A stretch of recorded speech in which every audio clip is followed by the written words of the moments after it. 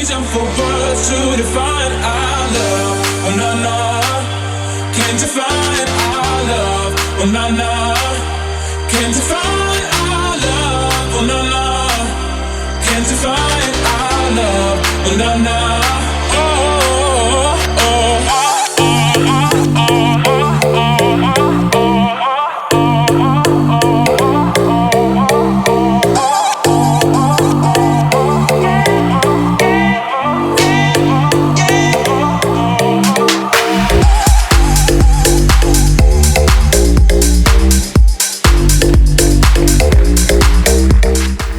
Thank you all for joining us. We've just spent the last 2 days talking about the entire business ecosystem around what you do.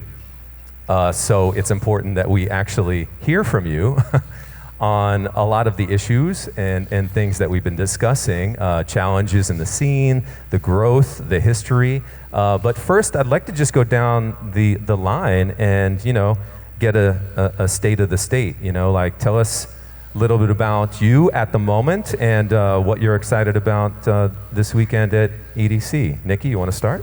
Oh yeah, sure. Let me see if everybody can hear me. So my name is Nicky Romero. I'm an artist, DJ, producer since 2008, I think. And I'm running Protocol Recordings as a label. I'm super proud of everyone who's on the label as well. A lot of new talents right now. I have a residency here at Omnia, which is located at Caesars. I have to say I'm blown away by everything that's happening over there. I'm playing there tonight, so everyone, if you want to come, are you going to guest list us all? I'm not sure. I mean, we talk about it. We'll talk about it. Okay. I'm not sure how many of you guys are here, but next to that, though, I'm super excited for EDC. It's been I think it's going to be my third time playing at EDC Las Vegas. So it's always, I think it's one of the biggest crowds you can play for, at least when you're playing main stage. I can remember the first time I saw thousands and thousands of people. I can remember I've never been so how do you say that? Scared? Scared, but also nervous, like, I don't know. It's just so comforting when there's so many people. Nervous is like you're alive, Yeah, exactly. It was a good thing, though. Cool. Next to that, that's it actually. Do you know, I think they just released set times. Do you know your set time? Not really. They released like 2 days ago. Look, okay, we'll get back to that. All right. Thank you for being here today. Yeah, sure. Hook and Sling, Anthony. Hey everyone, my name's Anthony, Hook and Sling. From Australia originally, but I'm now based in LA. I've been there for 3 years now. I started off my career in Australia, and then I made the move a couple of years once I was out of my deal within Australia and decided to, kind of make things happen outside of Australia. So this is my first EDC Las Vegas. I'm really excited about it. I'm playing on the 7 Up stage on Saturday night. And I've just signed with Interscope, Insomniac. So this is like, the first few months of my deal with them, and they're Insomniac and so forth is, as you know, we're all here for. That's a dope watch, man. What's that about? Your watch? Oh, my watch? It's a IWC. That's nice, man. Catching the light. How much was that? It was about 3 or 4 gigs worth. Yeah. No. Very nice, sir. So I love Vegas. I play at Light. I have a residency there, and I really enjoy coming to Vegas. I have my own label as well in Australia called Diversion. What's it called? Diversion. Cool, man. Well, thank you for joining us. We're going to come back to you. So, cool. Yeah. All right, sir. Z-Trip. So, my name is Z-Trip. I'm a short order cook at Denny's, and I don't know how I got up here, but pretty cool. You can flip some burgers, dude. I guess I would represent the, in many things I do, the hip hop element or the portion of the show. been doing it for 20 plus years. I had a residency out here a few years back. My pendulum kind of swings pretty hardcore. It was rooted and started in hip hop, but over the years, eventually sort of the pendulum swings to everything from, heavy metal, drum and bass, funk, soul. It's really everywhere, but based through hip hop. It's always sort of been the anchor. Things I'm working on now, working on some new tunes, new record. I've been remixing stuff. Did a remix, Bob Marley remix with Jason Bentley a while back. Also tonight, if you turn on Spike TV, you can see me backing up LL Cool J. I worked with him for the last 2 years and just produced we did a little thing for the Guys' Choice Awards.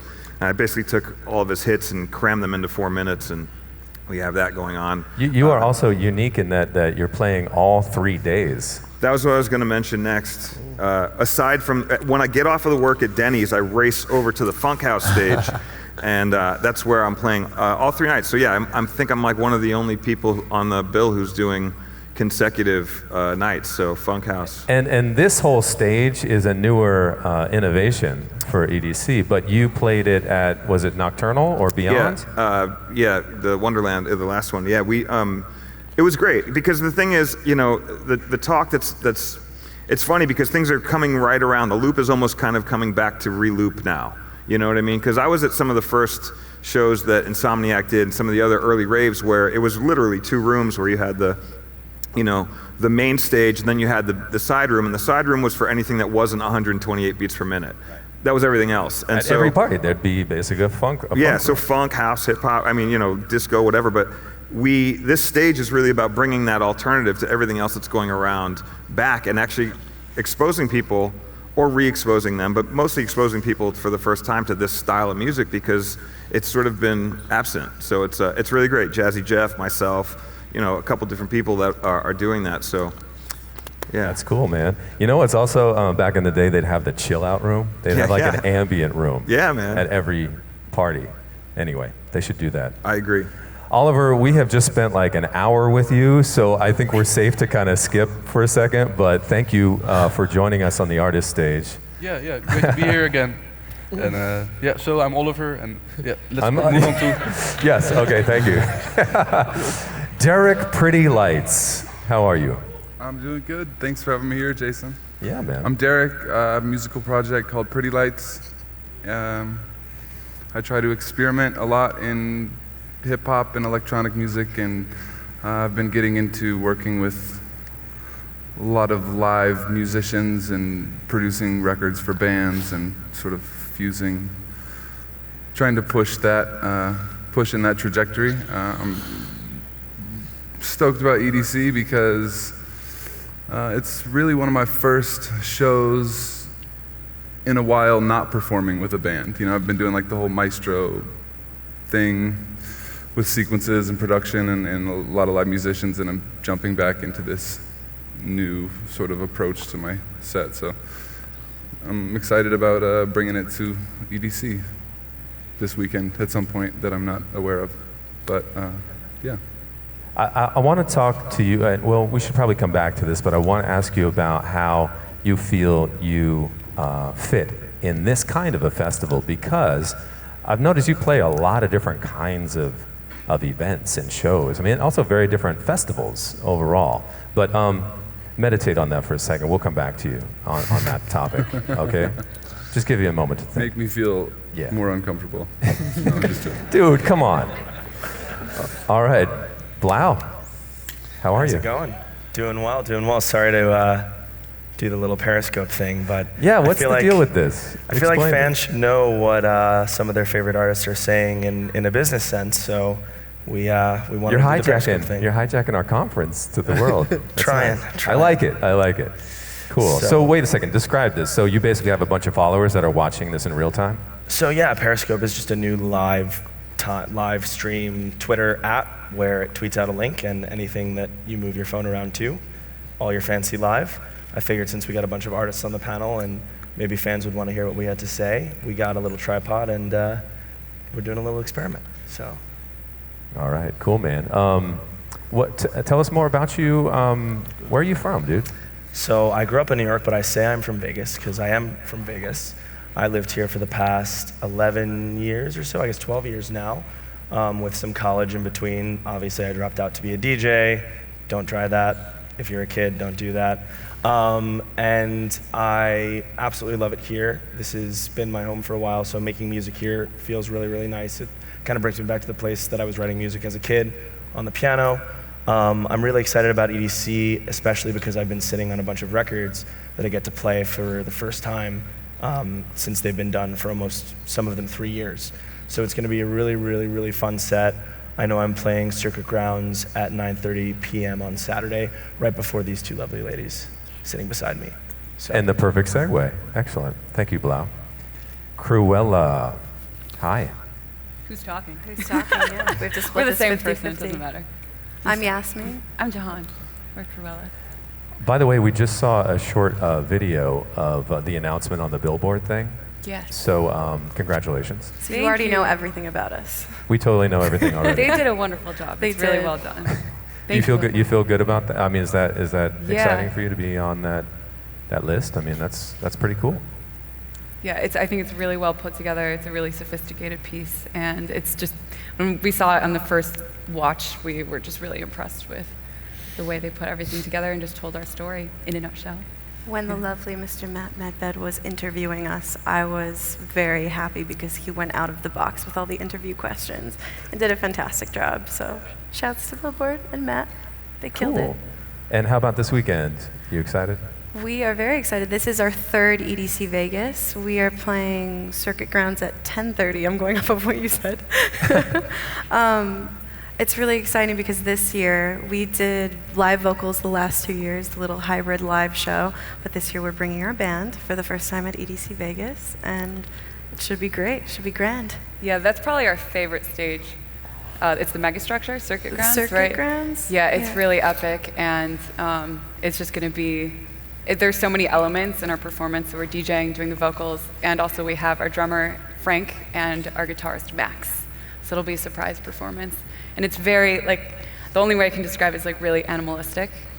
And because when we're on stage, we're really uninhibited, and it really brings out a primal side in us. And I think that's, I guess if there's one way to describe our live performance, that's it. It's just very uninhibited and raw.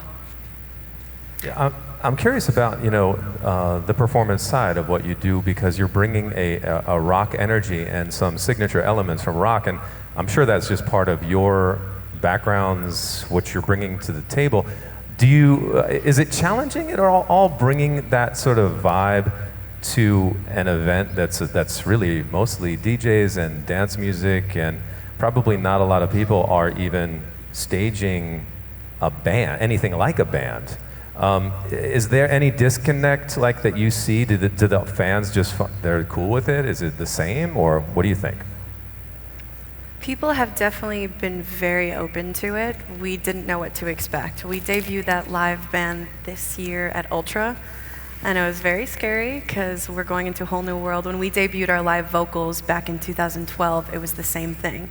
We had never done it before. Nobody was totally mixing live and DJing yet. I'm sure tons of people were doing it, but the live vocals thing was a whole new world, so we didn't know what to compare it to. We didn't know who to go off of. It was a completely new thing.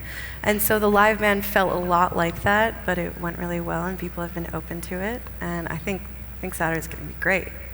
Now, in the video, we met your guitarist and your drummer. Describe the layout besides that. What are you guys responsible for? Well, we have this mic that we call the fuck mic, and when we're on stage, the only people that can hear it are us, and then our sound guy, Daniel, with our in-ears, and then our drummer and our guitarist. And we grab the fuck mic sometimes. We're like, fuck, yo, we're gonna mix in this song, or we're gonna do this, or we're gonna play the 16 bars longer, because we change BPM so much, so our drummer really has to be paying attention to what we're doing. So the entire set is always a surprise, and I think that's something the fans can expect, that when I go back to that raw energy, it's you never really know what's gonna happen in our set, and we're all really making eye contact and communicating with each other. We have hand signals. We're okay, we're gonna do this song, we're gonna play this longer, we're gonna skip and jump to this part.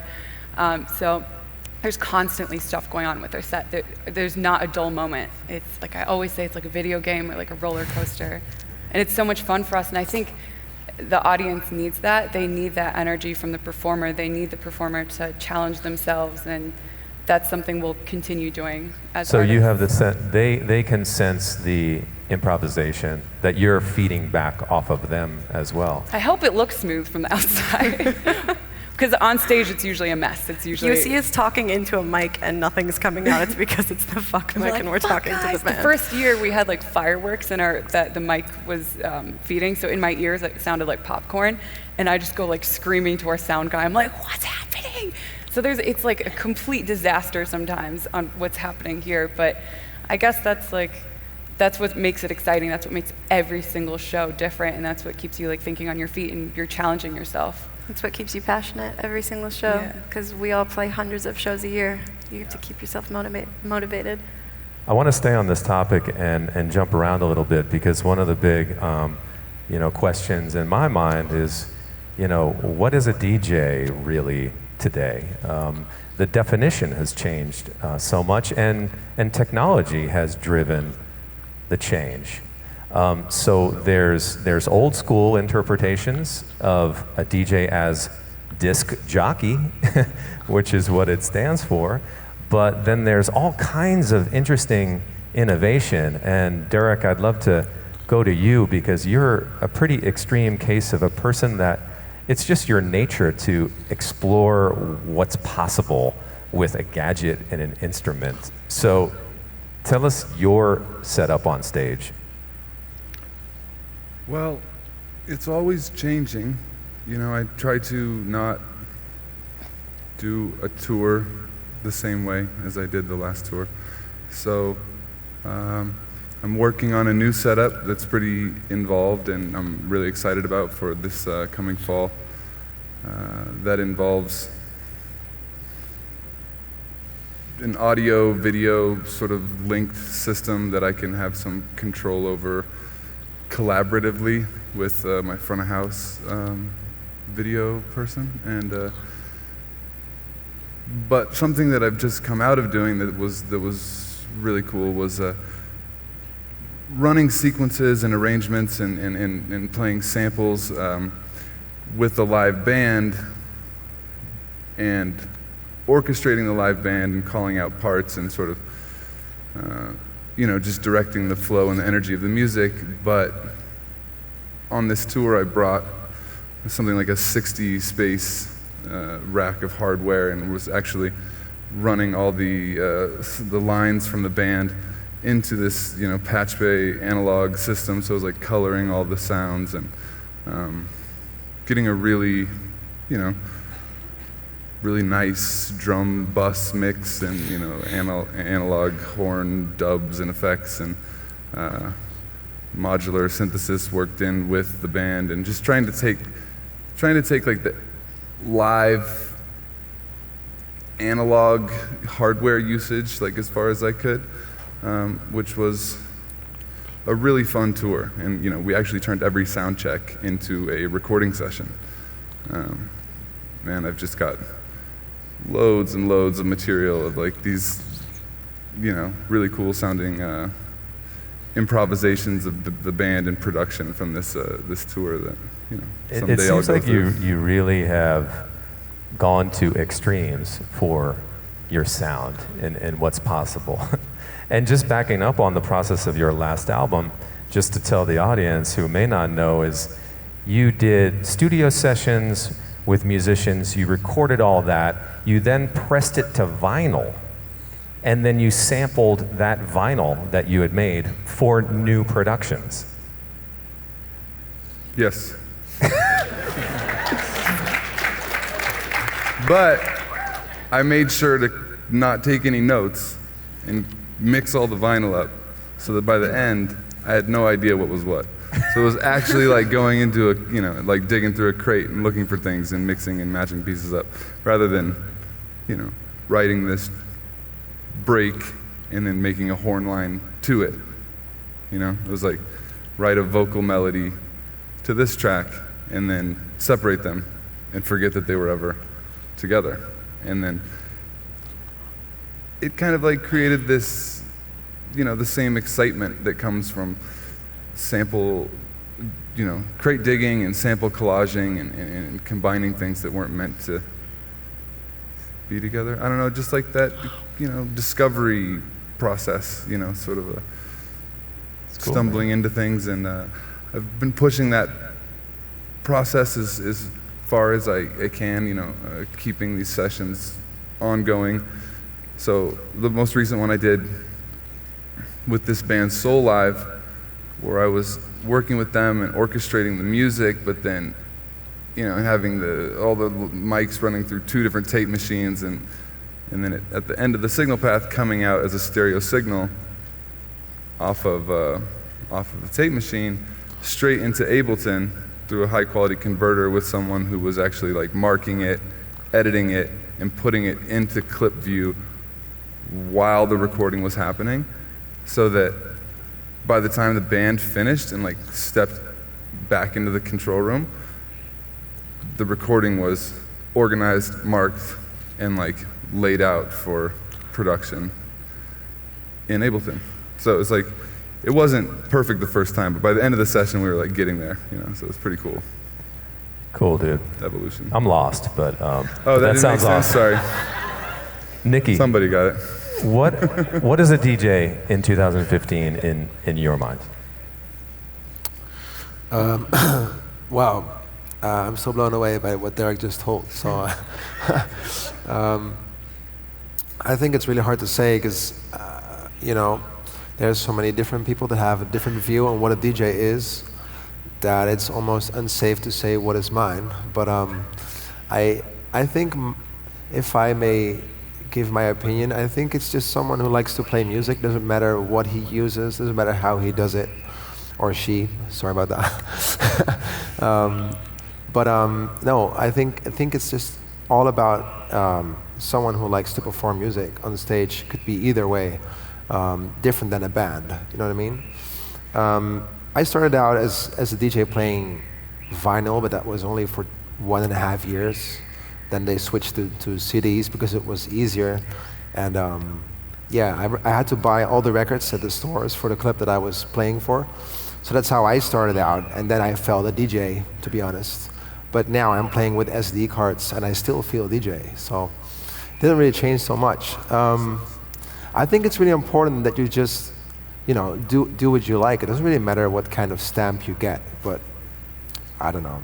If people ask me, like, do you feel a DJ? I'm always like, a DJ is just like a small part of what we do in general. There's the production process, but there's so many different layers of doing this work that a DJ is only 20% of what you do. One thing that makes me think of last year or the year before at EDC, I was listening to Cascade on the main stage, and I could tell he was really DJing. It wasn't that sound of a production being too perfect, like it was done a million times or synced with a light show. You could tell he was playing records live, whatever that recording was. And I felt like, that's bold, especially on the main stage. You could hear. And I think part of it is hearing the humanity, like the imperfection is important. That's what it should be. And Z-Trip, maybe you could speak on that because... All day. That's what it should be, you know what I mean? If you think about it, that's the way, it started out, we're taking two things that aren't supposed to go together and we're finding the spot to mix. Oh, it's only 8 bars and the drums sway and you're mixing and it's all whatever. So there was an imperfection in what we were doing. The whole basis of what we're doing is based off we created it. The interesting thing is as it has evolved and technology has happened, and it's been great. I embrace it, everybody does, because it's what pushes this thing forward. But I was going to say, listening to them and listening to Derek and everything, and I think we can all agree that improvisation is the one piece that is missing to a lot of people's sets. When you're like, it was amazing to hear him play a set. It's like, fuck, that's what we should be hearing from everybody, right? And not to downplay people who work on sets and do specific things. There's an art to that as well. But the reality, man, is, you can't show up to a pre-planned thing and expect it to work. Like the best thing is when you're up there and you're looking at it and you're like, they really don't feel this, but they really feel that. That's why I get to shows early. I'm like, I'm studying. I'm like, what are they into? What are they liking? Oh, they hated that. Or he set that up horrible, or she didn't do it right, whatever. So once I sort of get an idea of what's working, then I know, okay, man, I had an idea. I might have a 2 or 3 song intro planned, but once I'm in the guts, we're rocking. And something that I want to bring up too, which is kind of funny, I was having a conversation with a friend the other day who also DJs, and I was like, when was the last time you heard a DJ mess up? And he's like, what? I'm like, yeah, man, remember like when the beat would go off and, and then they would catch it and bring it back? I was like, when was the last time you heard that? Like that doesn't happen anymore. There's so much technology to keep everything locked in place and everyone in a groove and everything's gridded out that the soul and the humanity, like when it would get off, that's when my ears would go up, be like, oh, he's fucking up. But wait. Oh, he got it. It's like surfing. You're looking at somebody like, they're gone. Oh, he's in it, he kept it. Like when they're rocking a mix, there's something about that, man. And the crowd, I will tell you 100%, when I've done pre-planned sets, they work and it's cool. But when I'm up there and I'm like, hey, where are we going today, guys? And we just go on a journey, they're on that journey with you. And they get to see and feel if you mess up. And when you hit a high point, they're high pointing with you. When you hit a low point, they're low pointing with you. But the thing is, it's this instead of this. You know what I mean? All right. Well, I want to add something. I want to add something real quick. Yeah. It's a really good point. But we have to deal sometimes, like a lot of us are traveling a lot and they don't have time to get there early sometimes. And at the same time, there's festivals expecting us to play 1 hour or sometimes 55 minutes, and you have to squeeze everything in and make sure that you play everything what you want to play. You have too many hits. Of your label.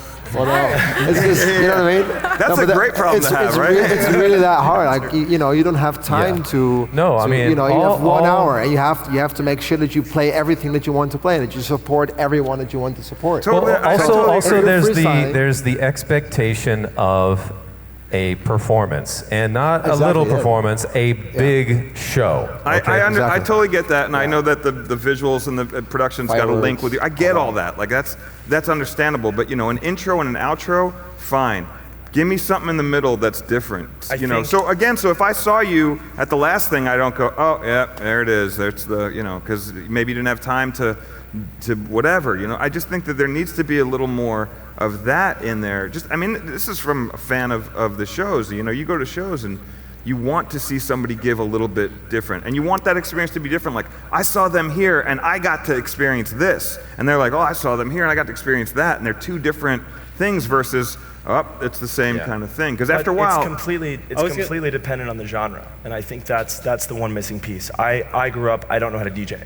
I don't know how to mix. I don't know how to beat match. I just learned how to use CDJs. Sure. But I was the kid in the dorm room in that new Zac Efron movie who just wanted to play with sounds. Like, that's my story. Sure. And I've watched an Instagram video of TJR going nuts on CDJs. I'm like, whoa, I wish I could do that. But I really do think it's dependent on the genre. I think it's the room that you're in. It's the performer that you expect to see. And my sets are almost entirely pre-planned for festival sets. I'm happy admitting that. When I'm in a club and I'm playing a 2-hour set, I'm mixing in different things. I'm mixing in acapellas because I'm DJing in Ableton and I don't have to beat match, so I can just click buttons. But the truth is, for the hour set that I'm going to perform at EDC, that set isn't the hour that I'm putting in the work when I'm playing it. It's the 5 days of work that I'm putting in, thinking about what to mix in, what's gonna work in what key, what acapella am I gonna put over the new Martin Garrix record that he just sent me that I love. That's where the work goes in. And so I think it's really dependent on the genre. If you're a hip hop DJ or you're doing like live beats and live sounds, it's all about doing it live, because otherwise, what's the point? You're standing there. For me, it's— Hang on, what you said right there. It's all about live doing it. What's the point? Or else you're just standing there. No, you're right. See, that's something that's very crucial. I agree that the pre-production goes into a set. You want it to come off, it's like washing a car. You want to make sure you hit every point and present it as such. I'm saying that you can still do that and still factor in a little bit of time to go off the track a little bit. As you should. That's it. That's all I'm saying. Like, don't abandon your whole thing, because that would be stupid. But David Copperfield doesn't improvise when he's doing a new show every single night, and that's the beauty of a performance. So it goes both both ways, right? Like I No, think. look at bands. Look at bands. Look at Beyonce. She tours a whole year with the exact same We're not setup. Beyonce or David Copperfield, motherfuckers. We're DJs. All right. Hold up. I'm just 'cause, saying, look, hold on, time out, I'm not a DJ, right? time out. All due respect, I get that. Look, when I perform, when I'm up there with doing things, there's a performance aspect, but there's also the thing that at this point, the thing is, people are being called out for like, oh, just the USB and playing the thing. Why is that happening? It's because the guys who just want to mess with sounds, who are coming to these shows, who didn't really know what gear was what, are now starting to go, oh, I have an app that allows me to tinker around, or whatever. They're starting to pay attention to what's going on.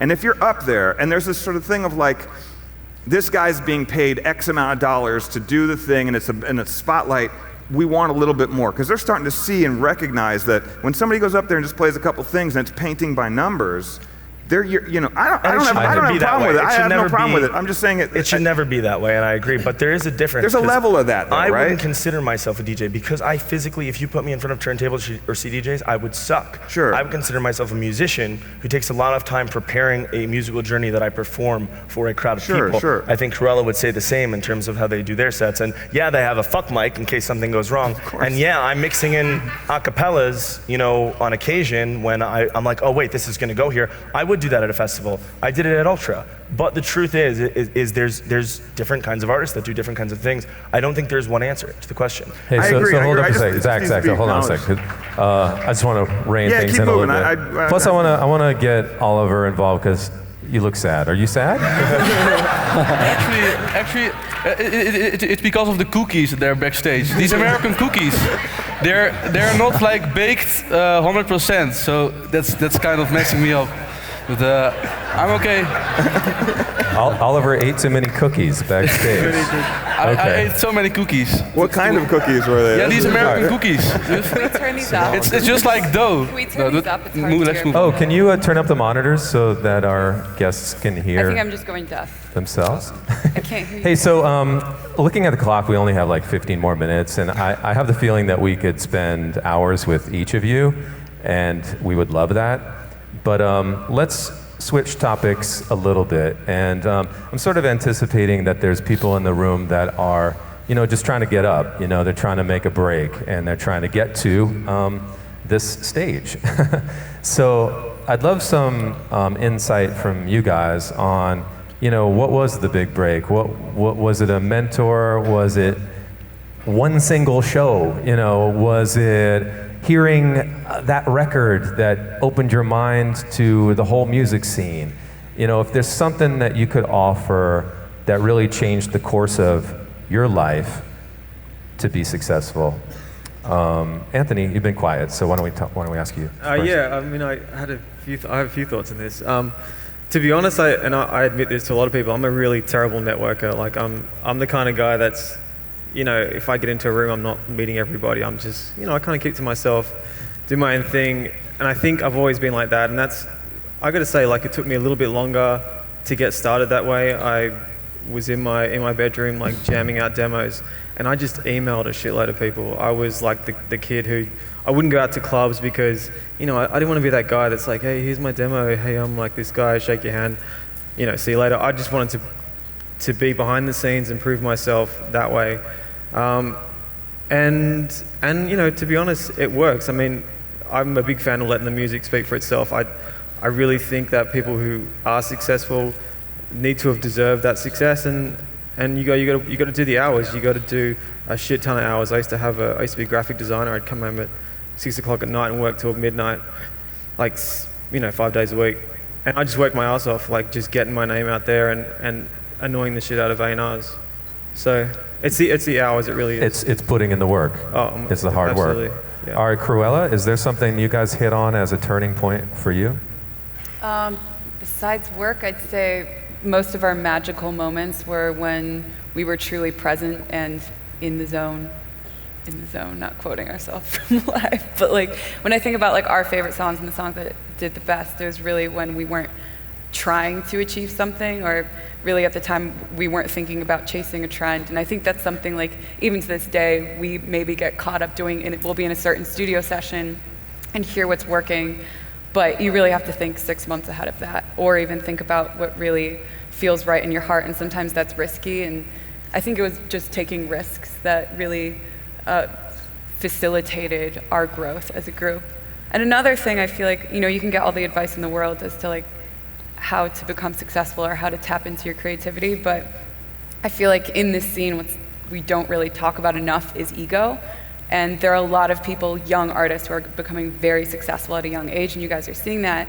And I think you're shocked by that success. And like, I admire Yasmin. I noticed that, once, Alive kicked off, it was game over for us. We were touring for a year. It was, it was back to back to back press touring in the studio.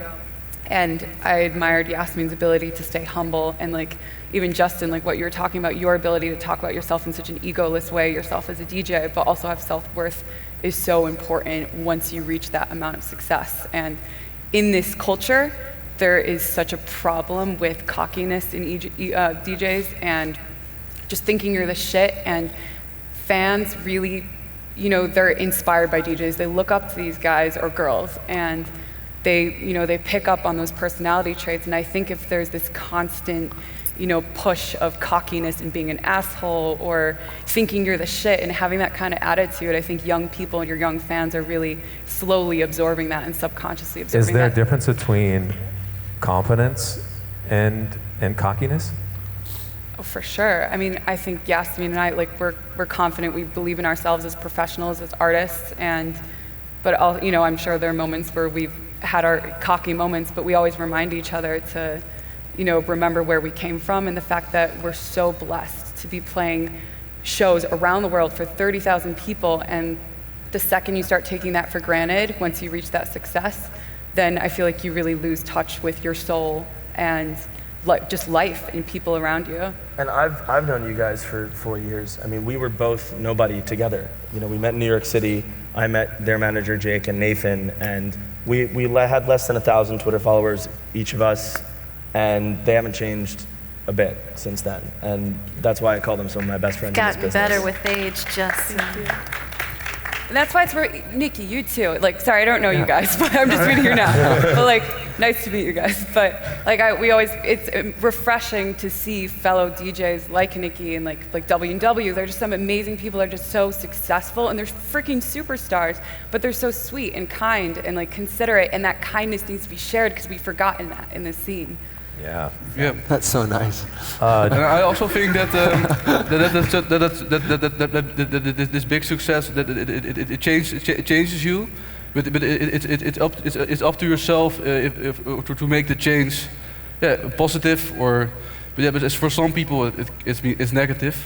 But also as you told, like people like W&W, they stay like really humble and. You seem nice. Oliver, thank you. Oliver, you're unique in that your success has come so fast, and I wonder if there's anything negative about that. He can dance really well. So. He can dance? He dances really well. I was looking at his screen, and there's this the Dutch festival, and it's called the Flying Dutch. Can we see that? Well, I don't know. I saw him. Where's the music? Where's the music then? There was a moment that the whole we can cue crew- some music if you will dance for us. I will tell you that. Okay. Throw out some music and let's have Oliver dance. No, all right, fine.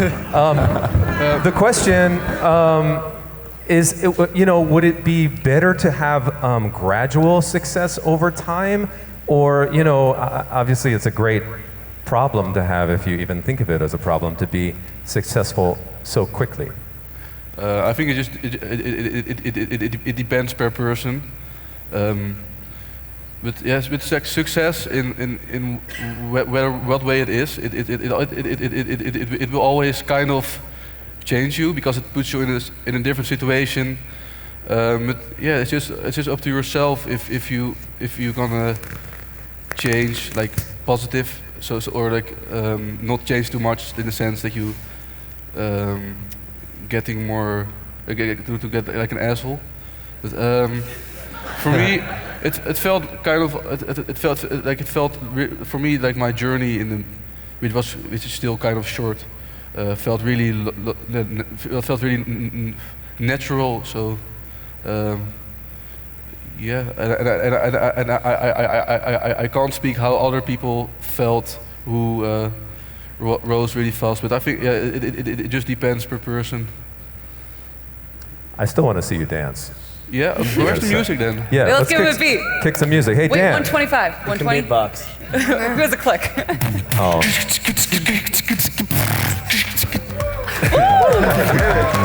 Where did you come from? It's happening. You're on, dude. Stand up. It's your floor. Yeah? Okay, but Louder. Turn the music up. give me a house beat. Give him a good song. He needs like one of his songs, you know what I mean? He needs one of his songs. Give me some grooves, some swing.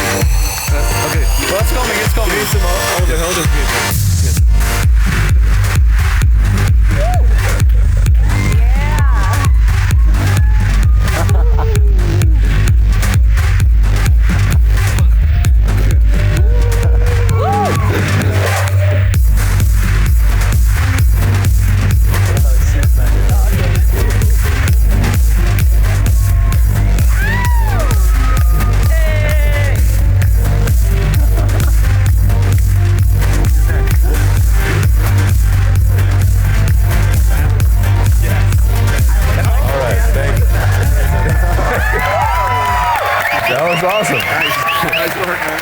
That was awesome, man. Apparently you're not feeling sick from those cookies anymore. So I see on the clock we have about 5 minutes left, and I wanted to actually involve the audience and fans a little bit with a question, something about each of the artists on the stage. You guys have to tell me who you think it is. I'm going to tell you something obscure, but something true. And John, I think it's more of a collective shout. It doesn't even have to be one person, but thank you. But I'm going to shout really loud. You can shout loud. You can shout loud. All right, so who on this panel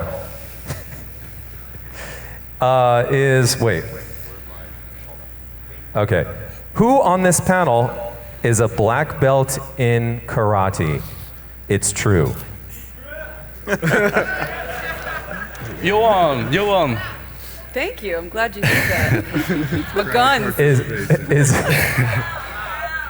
Blau is correct. No way. Yes. No way. Are you serious? Blau is correct. You could be our bodyguard. I was 16 when I got it, so it's been a little while. I probably lost my skill set, but.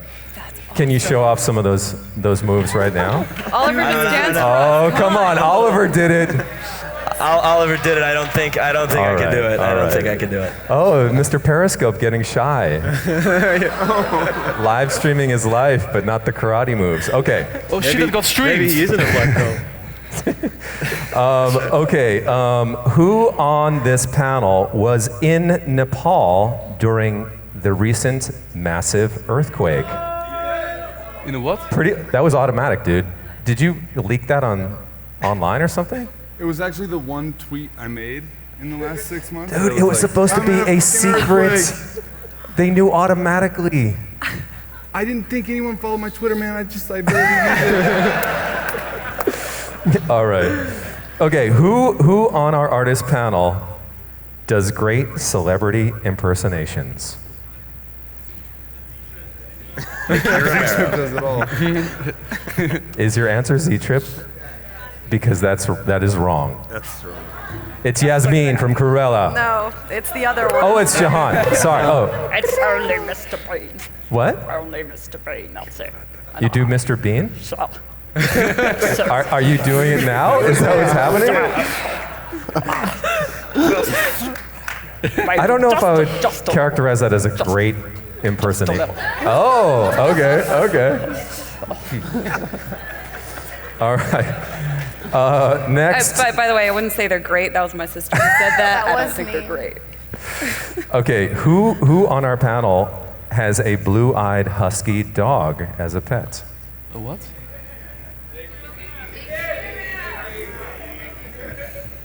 It is not Nicky, but that's a good no. It's Hook and Sling. It's Anthony. Do you have a picture? It's Anthony. All right, he's so an Aussie Shepherd Husky mix, and as an Aussie, I got my Aussie as well. So I know this is getting easier with process of elimination, but I will carry on. Who on our panel makes a rad tiramisu? Are you like the prodigy DJ here? You're good at everything. I'm afraid credit goes to Krewella once again for the tiramisu. All right. She cooks for me. Can you make me that? Yes. All right, last couple. I can't see any cookie or tiramisu for now. Who, as a child, was a competitive chess player?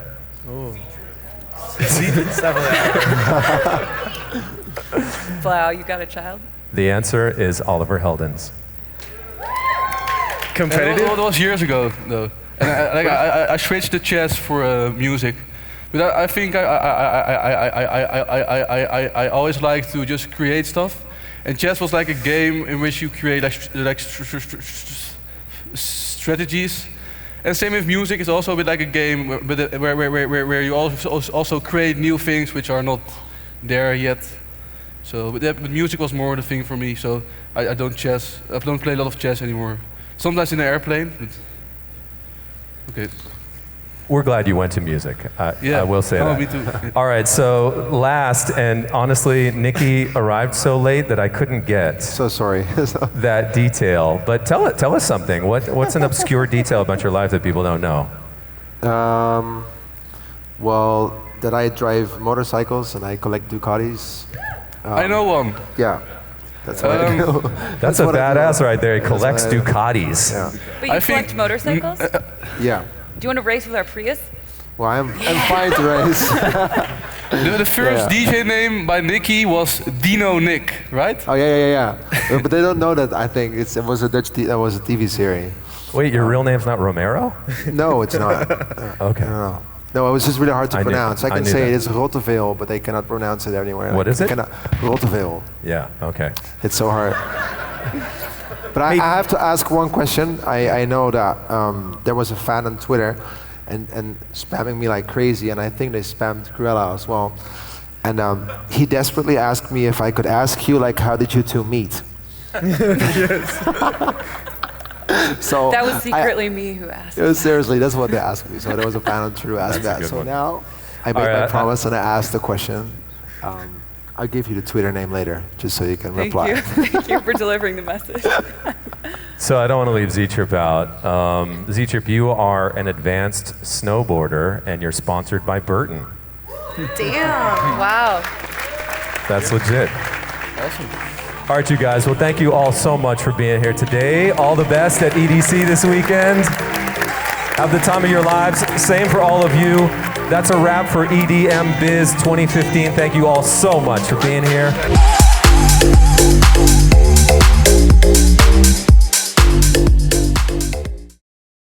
With a larger space, 2 presentation areas, the return of EDMbiz Song Contest, our first ever hackathon, plus much, much more. This year's show is set to be bigger and better than ever. This is EDMbiz.